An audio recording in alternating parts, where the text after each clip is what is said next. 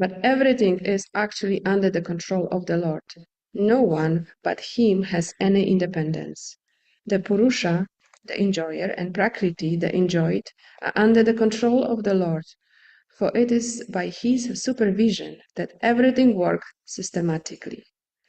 Not seeing the hand of the Supreme in every action, a fool considers himself the ruler and controller of everything. When one understands, however, that the real controller is the Supreme Personality of Godhead, he is freed from the relativities of the world, such as distress, happiness, fear, and impurity. Thus, Indra and Vritrasura not only fought, but also engaged in philosophical discourses. Then they began to fight again. This time, Indra was more powerful, and he severed Vritrasura's remaining arm. Vritrasura then assumed a gigantic form and swallowed King Indra, but Indra, being protected by the talisman known as Narayana Kavacha, was able to protect himself even within Vritrasura's body. Thus he emerged from Vritrasura's abdomen and severed the demon's head from his body with powerful thunderbolt. Severing the demon's head took 1 year to accomplish. 1 year. All right, so now we're going to go to text, first text. If you can, please try to repeat. Shirishir Uvacha. Shirishir Uvacha. Shirishir Uvacha. Shirishir Uvacha. Evam Jihasurni. What's that? Evam Jihasur Nipadeham Ajo. Evam Jihasur Nipadeham Ajo.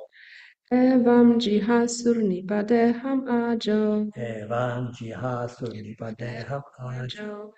Vrityum Varam Vijayanman Yamanaha. Vrityum Varam Vijayanman Yamanaha. Vrityum Varam Vijayaman Yamanaha. Vrityum Varam Vijayaman Yamanaha. Shulam Pragrihya Vyahya Patat Surendram. Shulam Pragrihya Patam Surendram. Shulam Pragrihya Patat Surendram. Shulam Pragrihya Patat Surendram. Yadha Mahapurusham Keita Bhopsu. Yadha Mahapurusham Keita Bhopsu. Yadha Mahapurusham Keita Bhopsu. Yadha Mahapurusham Keita Bhopsu. Shirishir Uvacha. Uvacha. Evam Jihasur Nipadeham Ajo. Evam Jihasur Nipadeham Ajo. Mrityum Varam Vijayanman Yamana. Mrityum Varam Vijayaman Yamana. Shulam Pragrihya Bhyahapatat Surendram. Shulam Pragrihya Bhyahapatat Surendram. Yadha Mahapurusham Keita Bhopsu. Yadha Mahapurusham Keita Bhopsu. Thank you. Word by word. Shri Rishi Uvacha. Shri Rishi Uvacha. Shri Shukadeva Goswami said. Shri Shukadeva Goswami said. Evam. Evam. Thus. Thus. Jihasu. Jihasu. Very eager to give up. Very eager to give up. Nripa. Nripa. O King Parikshit. O King Parikshit. Deham. Deham. The body. The body. Hajo. Hajo. In battle. Mrityum. Mrityum. Death. Death. Varam. Varam. Better. Better. Vijayat. Vijayat. Then victory. Manyamanaha. Thinking. Thinking. Shulam. Shulam. Trident. Trident. Pragrihya. Pragrihya. Taking up. Taking up. Abhyapatat. Abhyapatat. Attacked. Attacked. Sura Indram. Sura Indram. The king of heaven. Indra. Indra. Yadha. Yadha. Just as. Just Mahapurusham. Mahapurusham. The Supreme Personality of Godhead. Supreme Personality of Godhead. Ketabha. Ketabha. The demon Ketabha. Demon Ketabha. Apsu. Apsu. When the whole universe was inundated. Translation. Shukadeva Goswami said, desiring to give up his body, Vritrasura considered death in the battle preferable to victory. O King Parikshit, he vigorously took up his trident and with great force attacked Lord Indra, the king of heaven, just as Kaitabha had forcefully attacked the Supreme Personality of Godhead when the universe was inundated. Purport. Although Vritrasura repeatedly encouraged Indra to kill him with the thunderbolt, King Indra was morose at having to kill such a great devotee and was hesitant to throw it. Vritrasura, disappointed that King Indra was reluctant despite his encouragement, took the initiative very forcefully by throwing his trident at Indra. Vritrasura was not at all interested in victory. He was interested in being killed so that he could immediately return home back to Godhead. As confirmed in Bhagavad Gita 4.9, Tyaktva deham punarjanma naiti. After giving up his body, a devotee immediately returns to Lord Krishna and never returns to accept another body. This was Vritrasura's interest.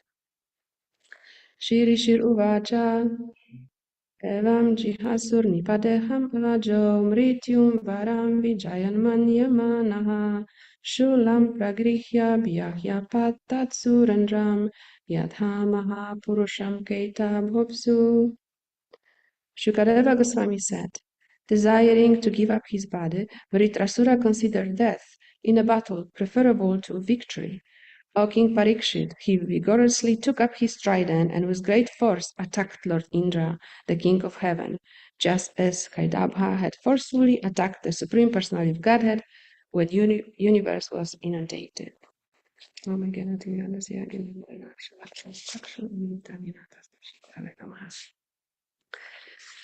Thank you so much for your presence here in person and all devotees who have joined virtually on Zoom. So with your blessing, I hopefully will be able to say something for my own purification and for your spiritual benefit. So we are starting chapter 12 of this fascinating and incredible history where, the demigods are fighting with the demons, where the weapons are being created out of bones, that powerful personalities appearing from fire sacrifices. It's quite fascinating. Sometimes I really wish for that those Hollywood producers, they would just take something from Srimad Bhagavatam and using all the technology that they have in hand, they actually create something that would be the most incredible. Probably they would classify it as science fiction movie because it's like mind-blowing what's happening. But I was thinking that it would be a good time, since we are getting to a conclusion of this fascinating story, to maybe recap what has happened till now and what's in the story for us. Because obviously it's fascinating, it's incredible, to the point it's hard to believe almost, but what's really in it? So when we are reading or studying Srimad Bhagavatam, it's not only to enjoy and learn about the Lord and his different pastimes, but also how we can take this and implement in our daily life, even from this, we can say, incredible story. So let's go back. So everything started from Indra offending his guru. So Indra, the king of heaven, he is obviously surrounded by immense opulence, and he has everything what he wants at his disposal. So often when someone is immature on a spiritual path, then those material influences can cause a little havoc in our head. So that what happened to Indra. He basically got felt very familiar, started felt this familiarity with his guru, Brihaspati.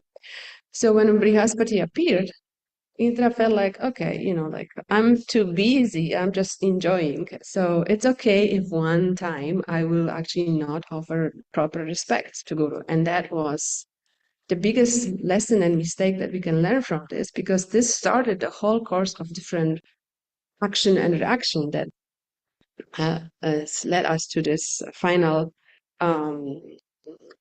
final, what's when the fighters stand against each other? No, the final, anyhow, the final scene, the final scene between Vritrasura and Indra. So this is very, very important. Guru Aparadha. When we commit an offense towards the devotees, of course, we will have reactions. Krishna, devotees are most dear to Lord Krishna. So we need to always be very cautious in our dealings, deal with respect and proper Vaishnava etiquette. So we stay on the safe side. Now, what to speak about offending a guru, a spiritual teacher? This offense will have consequences so severe that most likely we won't be able to carry on our spiritual life in this life.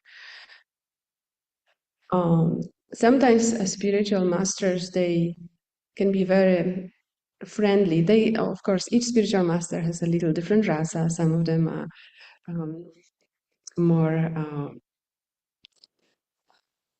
I would say, they keep distance. They really making sure that they are not allowing a disciple for any familiarity. But also some spiritual masters, they are more friendly. They like to be exhibit a lot of affection. So this could lead us to think, okay, we can also go on that level and start to treat spiritual master in that way. But this is a mistake, just as Indra has done this mistake. So we need to always remember that it's our responsibility to follow all the etiquette when it comes to dealing with the spiritual master. So then, when we carry on with the story, what happened then? Then, of course, Brihaspati leaves, just even for the sake of protecting his own disciple, because he don't want that Indra will carry on in this mood. So he basically leaves, and this is also a Vaishnava etiquette that if someone is offending another Vaishnava, and we are not able to um, rectify this by having a good presence through the evidence and correct this person, that the best solution is to just leave the scene, to not witness more offenses being committed. So Brihaspati leaves, and then Brahma, he chastised the demigods for their action, which was inappropriate, and then requests that they will accept Vishvarupa as their guru. So the lesson we can learn from here, that regardless how powerful we are, skillful, learn in shlokas, have so many talents, we need to have a shelter and guidance of someone who is more advanced to us. And this is the truth in spiritual life, of course, but also even in the material life. We always have to seek someone who is more advanced to us. Otherwise, if we don't seek, we're just gonna settle on the same level. So here, Brahma advises the demigods to accept Vishvarupa as the guru. So Vishvarupa now accepts the post, although he had, a lot of consideration that accepting such a position would come with a lot of possible setbacks, but still, because the demigods are dear to him, he accepts the post of being the guru. And then he gives them something very special. He actually gives them this unique mantra, prayer, Narayana Kavacha, a protective prayer.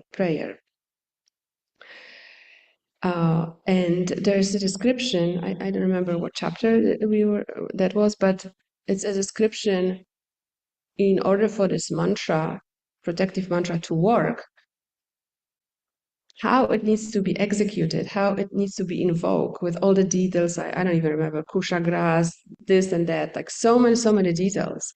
They were so very important. So what I personally have taken from this description is that attention to details matters, especially when it comes to executing something so delicate as spiritual life, spiritual practices. There is this saying that says, how you do anything, you will do everything.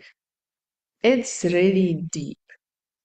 Because sometimes we may think that those little things, they don't matter. When we are embracing a big task that is important, then we will pay attention and we will really make sure that we will do it nicely, that we will be recognized for our excellent deliverance. But when it comes to little things, especially when nobody is looking, this is the most important, because how we behave when no one is watching, of course, Krishna is always watching. That's a good thing to remember. We cannot hide anything from Krishna. But how we execute those little things when no one is watching, those little actions, they will create our habits.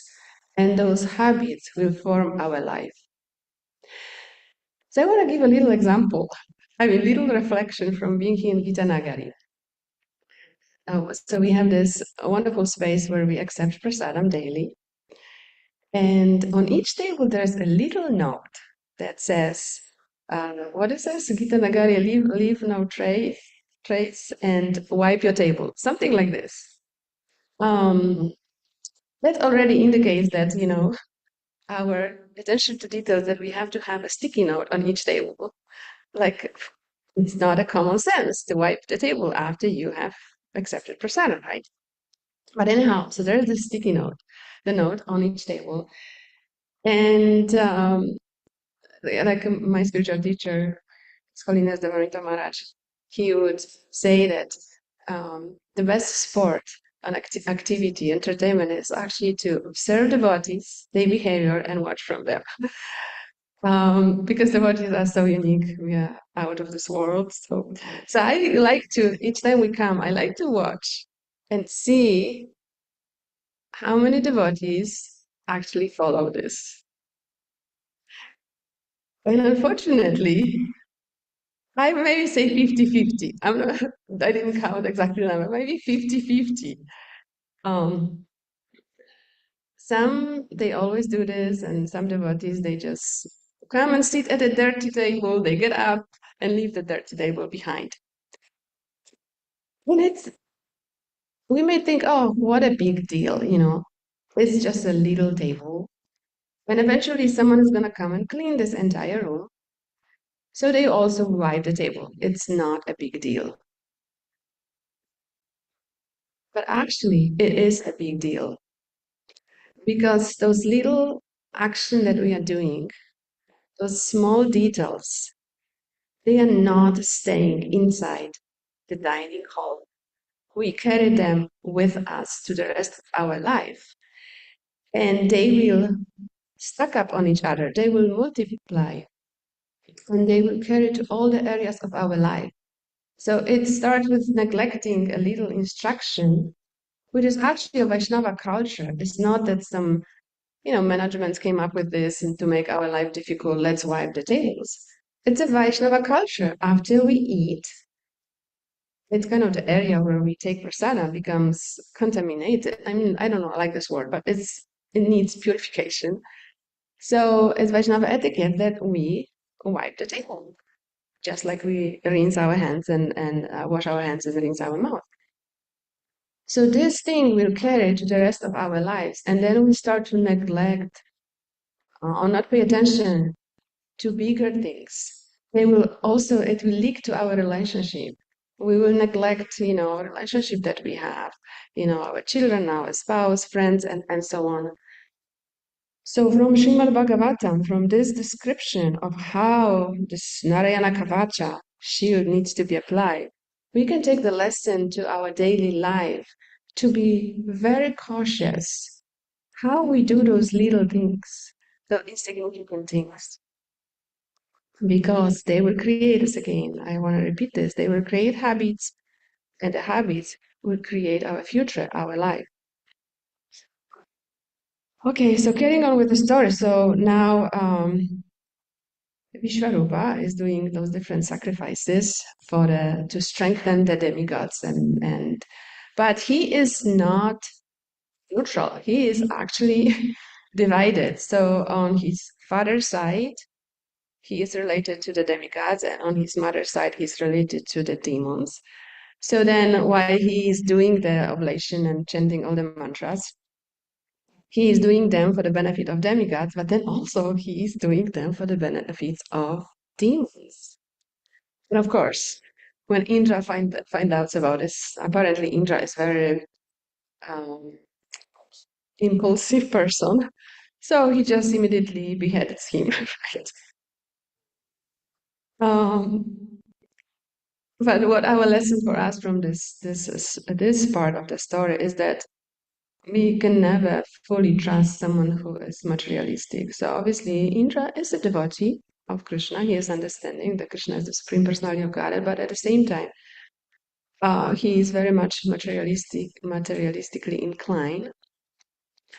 And so when persons with such a materialistic inclination and such a strong desire for self gratification, they can never be trusted, because ultimately, when it comes to the bottom, they will always do everything what pleases them, what is for the best interest. So we can see here on example of Vishvarupa that he wanted to make sure that everybody is pleased. He didn't want it to get in trouble. So although he was officially holding a post of being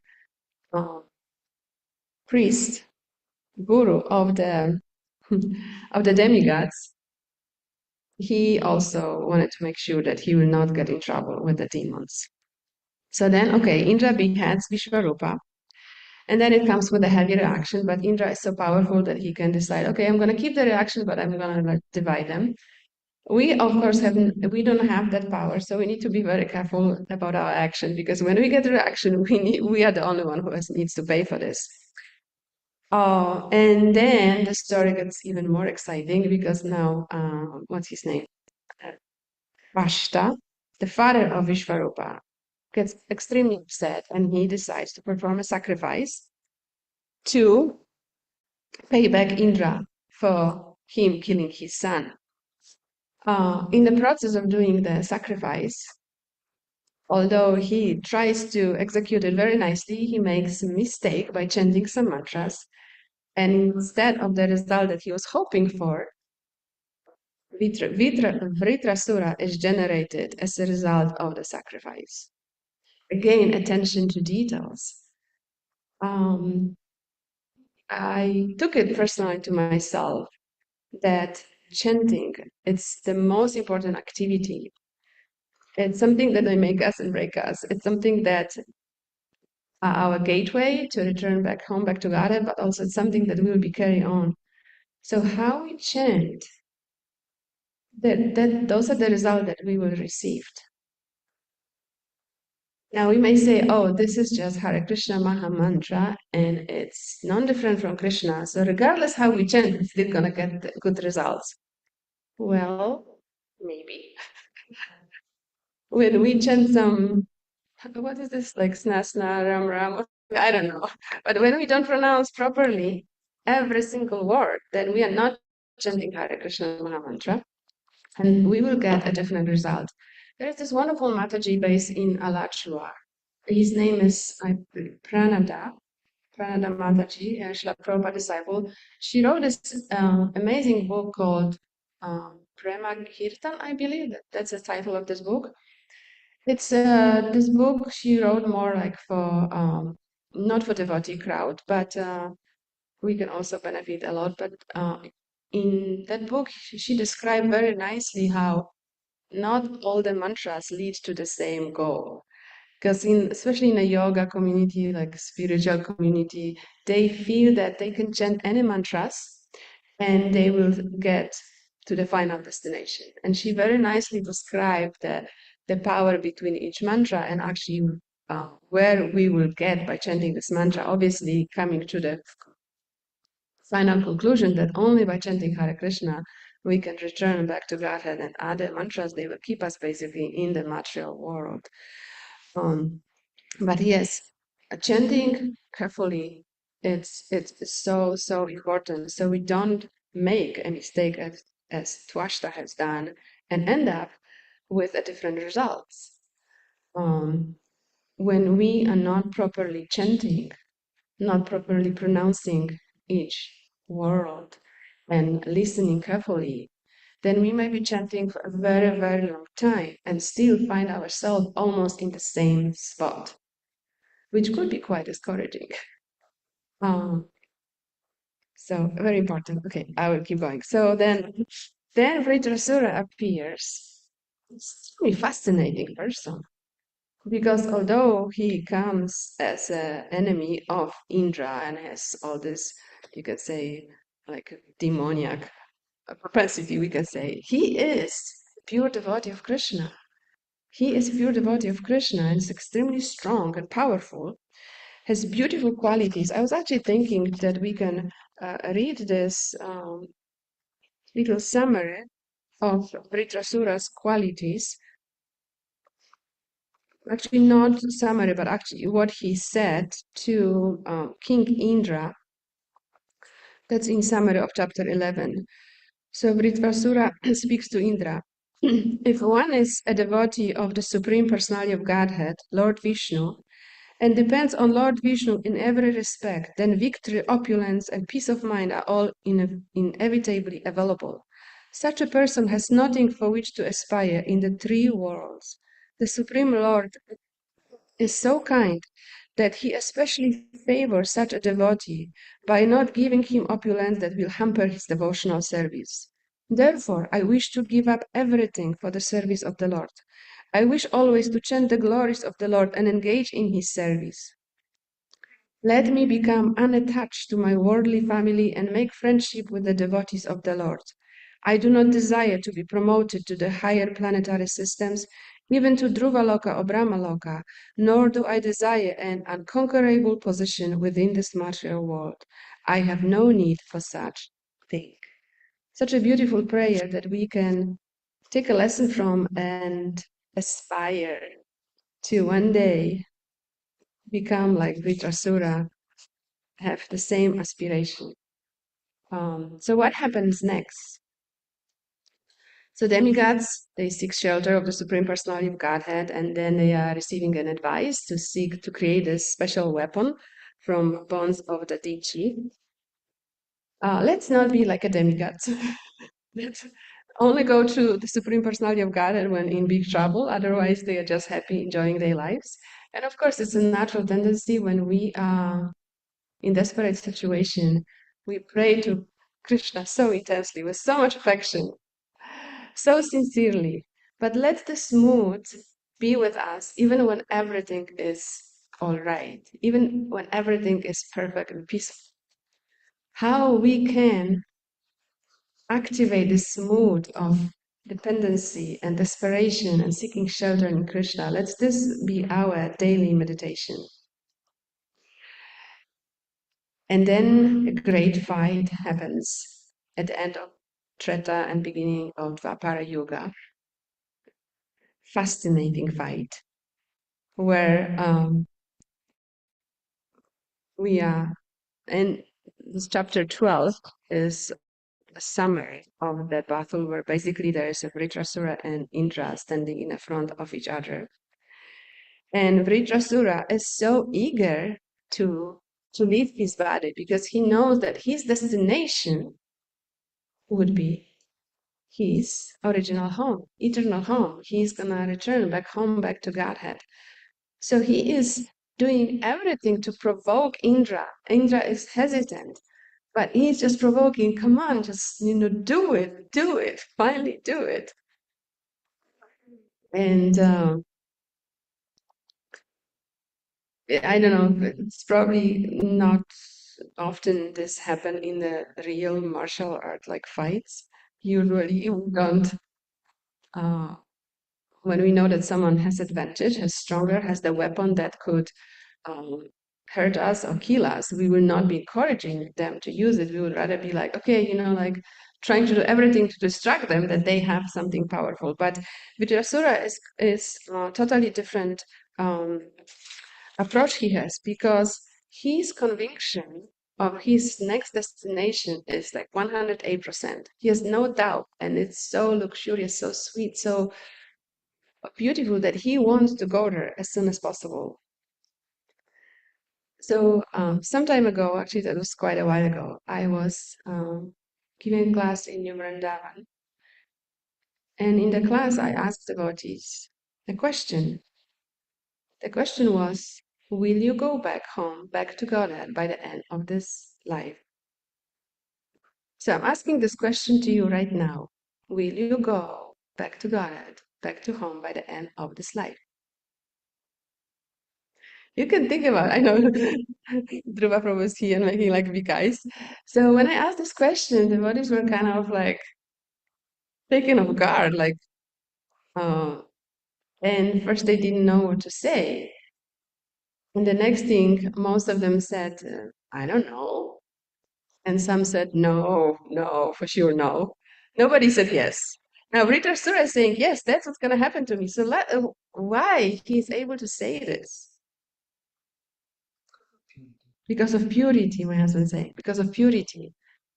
So those devotees who answer me, I don't know, I ask them, why you don't know? And they were like, I don't know, I don't. Uh, but we have a process, right? Krishna is like I don't remember who was speaking. Maybe you remind me, but someone was talking that Krishna is like the best insurance policy. That when Krishna says something, that's gonna happen. So Krishna is giving us process. He's outlining. You do this and this and this, and if you do this, by the end of your life, you will come back to me. So when we say, I don't know if I will come back to Krishna by the end of my life, what does that mean? What does that mean? I don't expect an answer. That's something I'm also, deliberating and contemplating. But because we have this process of spiritual advancement, that why we don't make a goal setting, I know that sounds a little businessy, goal setting around our spiritual advancement. How about we like to do in our natural healing business, promote our services as, take your health in your own hands, right? Don't depend of what is offered outside, all the pharmaceutical drugs with a lot of side effects and depending on other people. Like take it in your hands and take proactive steps on a daily basis to stay well as much as possible. Of course, the diseases will still come. There's no 100% protection in the material world because that's part of how the material world is being constructed. There's diseases here, so they come, but at least we can do our part in keep our body healthy and strong. So similarly, I want to encourage myself and all of us to take our spiritual life into our own hands and not leave like, okay, let's see what's going to happen today, and kind of go with the flow, but rather be more proactive and make some goals how we can increase the quality and maybe even amount of our spiritual practices. For example, usually when we think about spiritual goals, um, we may think, okay, yeah, my spiritual goal is that I will go to India, to Holy Dham or something like this. But how can we make some goals around, some planning around, let's say, improving our japa? Because it's ever fresh, it's never ending. We can never reach like the absolute level of chanting, and that's it. There's no more that can be done. There's no way I could chant better. There's always better because Krishna is unlimited. There's always more that we can do. So how we can plan to daily, weekly, monthly, yearly increase our intensity and the quality of our chanting, of our study of Srimad Bhagavatam and Bhagavad Gita. Like even when I was preparing for this class, first I was like thinking about, talking a little bit more about like Krishna conscious perspective on death and how Krishna is so kind, helping devotees so easy to go back home, back to Godhead. But then I got this inspiration that how can I actually, what I can take from this story to my life, how I can deepen my understanding and study and not just be, okay, those are really nice narrations of something quite fascinating that happened, but how I can take this even from this, you can say even esoteric story, how I can take some pieces to my life and implement them on a daily basis. So this is my intention. Um, and I want to encourage all of you to think about this, how you can make a spiritual vision board with some goals that would bring you closer and closer to Krishna. Have you ever thought about something like this? Usually we do goals about material things and job, work, school, financially. But how about spiritually? That's the most important. That's the most important. What can we do to become a better servants, better devotees?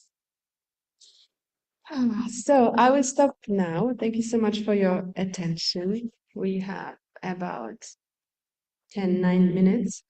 If you have any reflections, or maybe if you would like to share some other lessons that you have learned from this pastime, from this narration we were reading about, Indra, Vishwarupa, Vritrasura, something that you have personally have noticed and want to implement in your life, that would be greatly appreciated. Or if you have any questions, I will now open for any feedback. Thank you so much. Hare Krishna.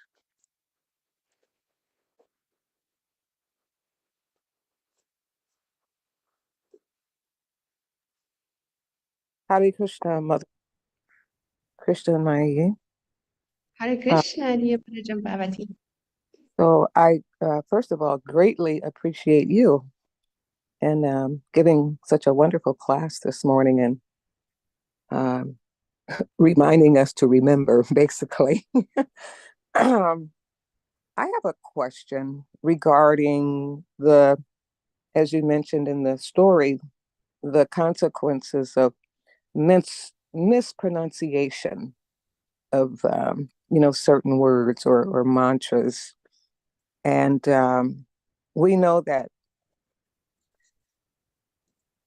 on this path, for many of us, this particular path is new. The culture is new. The language is new. Sanskrit is new. And so it causes lots of occasion for mispronunciation, etc. But then I also noticed that within this culture, especially when it comes to the language of Sanskrit, that there's a lot of leniency in terms of how one person may pronounce this word or how another person may pronounce, that same word. So I'm just wondering, are points deducted, when we do that, or is it taken into consideration the intent, the sincere attempt at what it is that, we're trying to convey, or what we're reading, or whatever. Thank Obviously, you. there's a certain way that we pronounce the Hare Krishna Mahamantra. Some people say Hare, some people say Hari. So I'm just wondering, how important is this, or is it our heart that's, most important, and our sincere intention? Hare Krishna, thank you. I'll just listen to your response.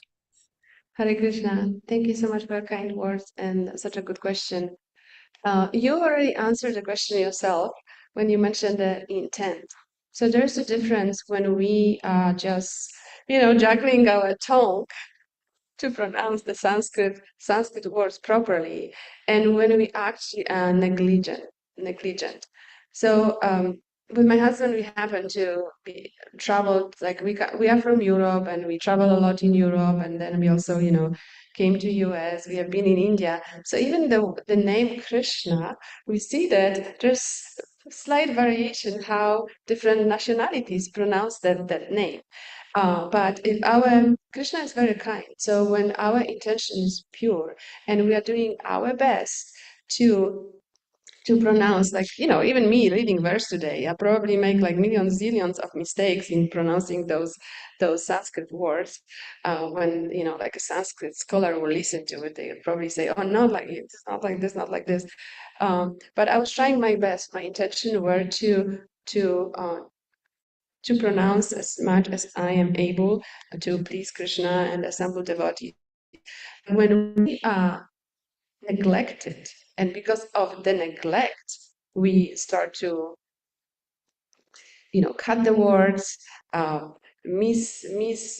mispronounce the words because we are just not paying attention. I love to pronounce always full names of devotees, right? I know some devotees, they have these long names, like, few different words, but I never, in the writing, in when I speak, I never shorten the words. The reason is that for me, it's another opportunity to chant Krishna's holy name or Krishna's dear devotees. Um, because I'm not on this level that I go around and chant Hare Krishna all the time. One day, I hope, I aspire, I will be like this, that the holy name will always be on my tongue. But it's not like this. So whenever there's opportunity, I want to take advantage from this. So just to conclude, yes, so intent, our intention. There's difference between negligent and just like not having Sanskrit skills. But Krishna looks at our attention, at our attitude, and he accepts this. Just like we know the story that was that Vidura, right? Who was so excited about Krishna, and he was giving him banana peels instead of bananas, right? And Krishna was eating banana peels. And normally, when you serve, somebody a meal and you put them banana peels, that would be considered an offense, right? But but Krishna, he looks at our devotion. It was not negligence due to, in Vidura's case, it was just an affectionate, loving um, uh, action that could just make him totally, lose his mind in the front of Krishna. So thank you so much. I hope that clarified something for you in this regard. Anybody else? I see some other devotees have their hands up, so please, whoever feels to unmute yourself. Hi, Krishna. I have a question. Hare Krishna. Please go ahead. Okay, you're frozen, so I just can't tell if maybe it's working on my side. Oh, okay. So I was wondering, in the beginning of your class, you're speaking about like offending devotees, like how Indra offended Brihaspati, and this is like Guru Aparad is very like a very intense offense. So I actually had two questions, but just for time's sake, I was wondering how if we don't have maybe much association with our spiritual master, or we don't get his personal association very much, or even like we're not in a situation where we have lots of God family around, or people who are like a mentorship program that's like really connected, so we feel like that strong connection to the spiritual master. Then sometimes the feelings can come up like, oh, maybe my spiritual master doesn't even know me, or like maybe he doesn't understand like what I really need in life, or what my real like what I really need to do is, or some like real qualities that I am. So are those feelings like, are they like committing an offense against the spiritual master for something that he doesn't know, like maybe some material aspects about ourselves that we're like figuring out or trying to figure out, or is it that maybe he doesn't know, we should just tell him? Thank you so much. That's also a very important question. So I would say that when we have those thoughts coming to us, like, oh, I don't know, my spiritual master knows me, he probably doesn't know what I'm going through. That's why he, maybe he even doesn't care. He has so many disciples, and so that's why even when he gives me some instruction, it's not really applicable because there are all those details that he's not aware of. But when we have thoughts like this, that's like a red flag. We should have this like big red flag going up and saying, oh, something is not right. Because this indicates that we lack an understanding of who spiritual master is. If we understand that spiritual master is the external representation of the Paramatma, the Supreme Personality of Godhead, that means that whatever spiritual master tells us, the instruction that he gives us, they are for us to take okay and apply in our lives. It doesn't mean that he needs to know everything about us. He does not. He just tells us, guides us the way Krishna is guiding him to guide us. And we may not understand sometimes. We may feel like, oh, this is not really, I don't know how to relate to it. But later, it usually becomes very clear. And we have the guidance of other devotees that when we are receiving some instruction from spiritual master and we are not like able to comprehend like how does that relate to me, then it's important that we seek guidance of other senior devotees that are close to us, around us. Seek their help in understanding how we can apply this. But often, even in our lives, I noticed in our life in Krishna consciousness with my husband, we went through a lot. Not always they were like, petal of roses. So there were also a lot of thorny bushes in our spiritual journey. And we always try to keep this attitude of humility and gratitude, even when we don't understand, even if it's very painful, even if we feel we are misunderstood, we are being judged, we are trying not to get involved because we know that ultimately everything is arranged by Krishna. And later on, we are realizing, wow, Krishna saves us from something, or he wanted to take us from very, let's say, toxic situation and put us in a better. But when we are in the fire, it's hard to see this. So it's important to cultivate this understanding that, okay, my spiritual master, he's my best well-wisher in this world and beyond. And what I seek from him is a direct instruction, direct message from no one else but the Supreme Personality of Godhead. I might not be on the level yet to fully understand, but that's where I need to seek shelter of other senior devotees so they can help me to implement this and develop this trust, this trusting attitude. So I know we are running out of time, so I just want to, we can certainly collaborate on this topic later, but thank you so much, and I hope it gave you a little bit more clarity. And I see one more hand. Since there is no control, I see Ashraf Prabhu, you have hand up. Maybe there's more, but if you are very welcome to ask, or anyone else. Oh, actually, sorry, no, here the control comes. So thank you so much for your attention and for wonderful questions. Hare Krishna.